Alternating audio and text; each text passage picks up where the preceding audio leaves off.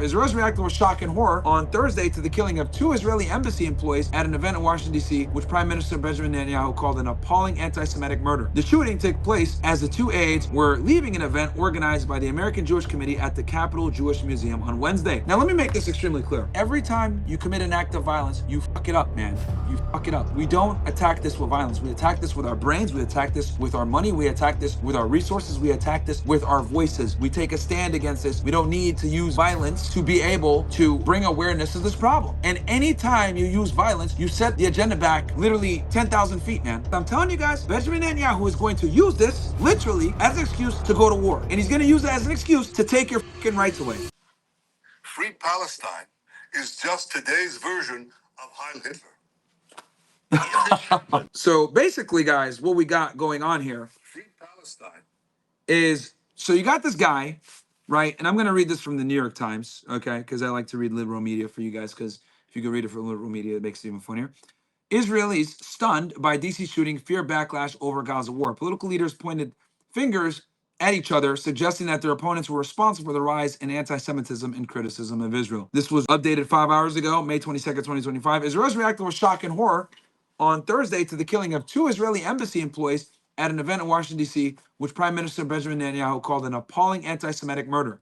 The shooting took place as the two aides were leaving an event organized by the American Jewish Committee at the Capitol Jewish Museum on Wednesday.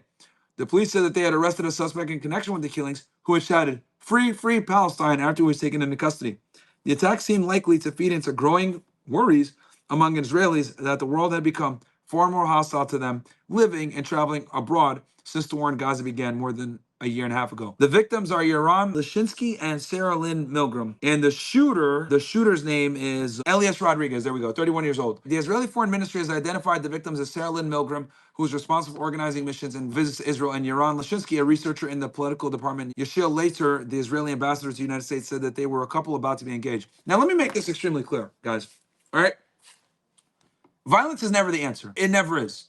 And honestly, if you care about the people of Palestine, if you care about Gaza, if you care about what's going on, killing innocent people doesn't help the cause, because all you're doing is allowing Israel to perpetrate the victim narrative. You're able to allow them to perpetrate the, oh, we need to defend ourselves. See, anti-Semitism is on the rise. Look, we need to make these anti-Semitism laws. Oh, we need to curb free speech. Oh, look, we need to do this. We need to do that. Every time you commit an act of violence, you fuck it up, man. You fuck it up. We don't attack this with violence. We attack this with our brains. We attack this with our money. We attack this with our resources. We attack this with our voices. We take a stand against this. We don't need to use violence, okay, to be able to bring awareness to this problem. And anytime you use violence, you set the agenda back literally 10,000 feet, man, okay? Violence is never the answer, guys. And I know some of you guys are like, oh, well, you got to make something happen. No, man. No. Use your platform, use your voice, use your education, use your money, use your resources, use your influence. That is how you make a change, man. Okay? Because when senseless violence like this happens, you make everybody look bad. You make the whole movement look bad when it comes to helping the Palestinian people. This doesn't help. Now look at Benjamin Netanyahu. You know what he's going to do with this, guys? He's going to use this to justify any type of legislation in the future for anti-Semitism, etc. Guys, Project Esther, I've talked about this a million times before. Project Esther is something that was put in place back in 2024. A lot of people don't even remember it. But Project Esther, and I talked about this actually last year. All of you guys that follow me on Twitter, you guys know I've been talking about Project Esther for damn near a year now at this point, okay? It was basically like Project 2025. It was an initiative to combat anti-Semitism in the United States. And guess what's going on right now? We're implementing a lot of the stuff Project Esther proposed back then. The anti-Semitism bills with going after college students and getting them off the campuses that are opposing Israel, leveraging the US government and using the full resource of law enforcement at the federal level to combat this anti-Semitism, right?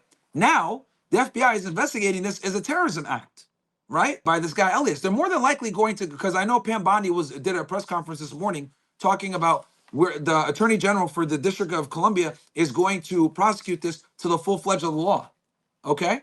They're probably going to go after him for terrorism on this, okay? So if you guys want to oppose the Israeli state, if you guys want to oppose the genocide, the ethnic cleansing that's going on right now, you're not going to do it through violence, guys. Okay? I'm telling you guys, man. I'm telling you. If you're pro-Palestine, if you want to speak for the Palestinian people, or let's say you don't care about Middle Eastern foreign policy, you just oppose Israeli occupation of the US government, fine. Whatever your cause is, violence is never the answer. Okay? It's never the answer. It only exacerbates the problem. Okay? Because I'm telling you guys, Benjamin Netanyahu is going to use this literally as an excuse to go to war. And he's going to use it as an excuse to take your fucking rights away. What you guys have basically done, not you guys, but this idiot, Elias, whatever his name is, Elias Rodriguez, screaming free, free Palestine before shooting these two innocent people, this couple, right? He's fucked it up for everybody. He, instead of using his voice and his brain, he decided to use a gun like a moron. Unacceptable. Unacceptable. And here's the other thing too. If you want to sit there and say, look, it's wrong what they're doing, they're killing innocent people, you are no better by doing the same shit. You are no better. I don't want to be sitting here like fucking on like a virtual, like on a high horse talking about this shit. But it's like crazy that I have to have this discussion because, guys, the ADL right now, you know what Jonathan Greenblat is doing? He went on CNN earlier today and he blamed this on Hassan Piker. Ooh, who did that? Jonathan Greenblat, the head of the ADL. What? He went on CNN today and he blamed this on Hassan It Piker. happened to Hassan, right? What? When he tried to come back into the country?